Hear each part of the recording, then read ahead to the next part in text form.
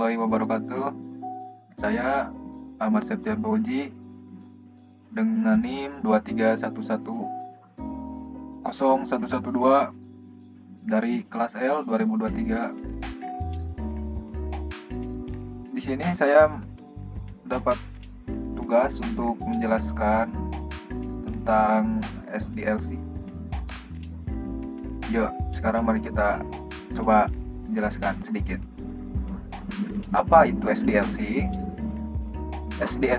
SDLC atau Software Development Lifecycle adalah proses yang terstruktur untuk merancang, mengembangkan, dan menerapkan sistem perangkat lunak.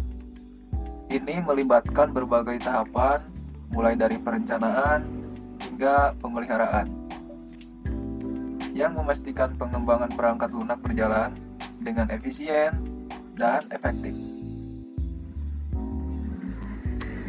Metode SDLC dalam pengembangan software. Bisa kita lihat sama-sama ada 6 tahapan ya, siklus pengembangan perangkat lunak. Yang pertama perencanaan, yang kedua analisis, yang ketiga desain, yang keempat implementasi, yang kelima pengetesan, yang keenam perawatan.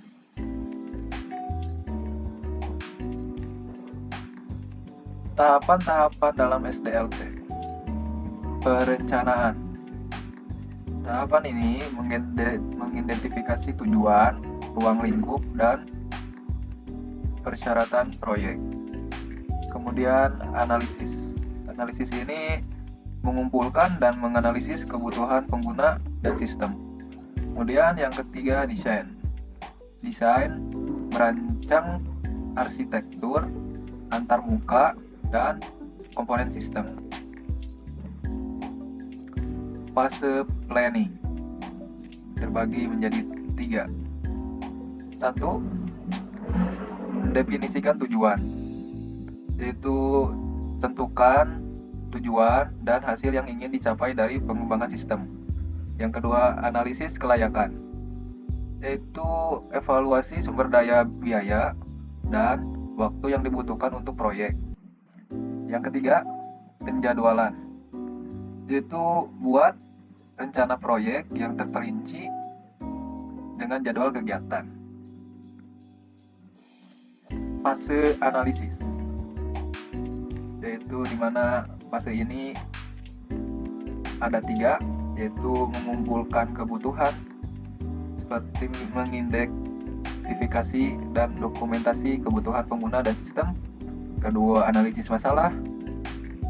Analisis masalah, menganalisis masalah yang ada dan mencari solusi terbaik.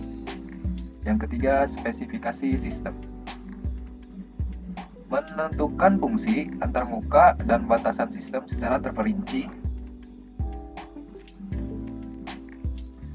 Fase desain terbagi menjadi 4. Arsitektur sistem, merancang struktur dan komponen-komponen sistem secara keseluruhan.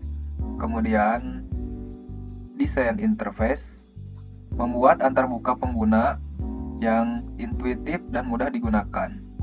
Ketiga, desain database, menentukan struktur dan skema database untuk menyimpan data. Kelima, desain algoritma, yaitu untuk merancang alur kerja dan proses-proses dalam sistem. Fase implementasi.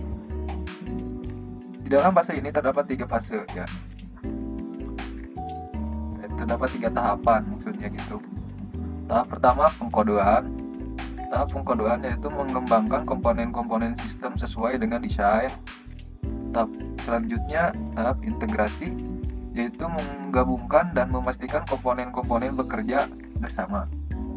Kemudian yang terakhir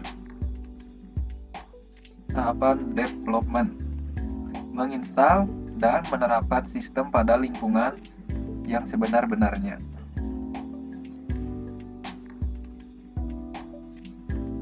Kemudian fase selanjutnya yaitu fase pengujian atau testing. Perencanaan pengujian, membuat skenario dan rencana pengujian yang komprehensif. Yang kedua, pelaksanaan pengujian. Melakukan pengujian fungsional, integrasi, dan sistem secara keseluruhan. Yang ketiga, dokumentasi hasil. Mendokumentasikan hasil temuan, masalah, dan rekomendasi perbaikan. Fase pemeliharaan atau maintenance. Ada 3 tahapan. Tahapan pertama, koreksi kesalahan, yaitu untuk memperbaiki bug dan kesalahan yang ditemukan pada saat penggunaan sistem. Yang kedua, adaptasi perubahan, menyesuaikan sistem dengan kebutuhan pengguna yang berubah. Yang ketiga, penyempurnaan kinerja, meningkatkan kinerja, keamanan, dan efisiensi sistem. Manfaat mengikuti SDLC. 1. Pengembangan terstruktur, memastikan proses pengembangan terorganisir dan terkontrol dengan baik. Yang kedua, kualitas yang konsisten, menghasilkan sistem yang lebih andal, aman, dan sesuai kebutuhan. Yang ketiga, efisiensi sumber daya, mengoptimalkan penggunaan waktu, biaya, dan tenaga dalam pengembangan. Sekian mungkin yang dapat saya paparkan, dan udah segitu. Bye.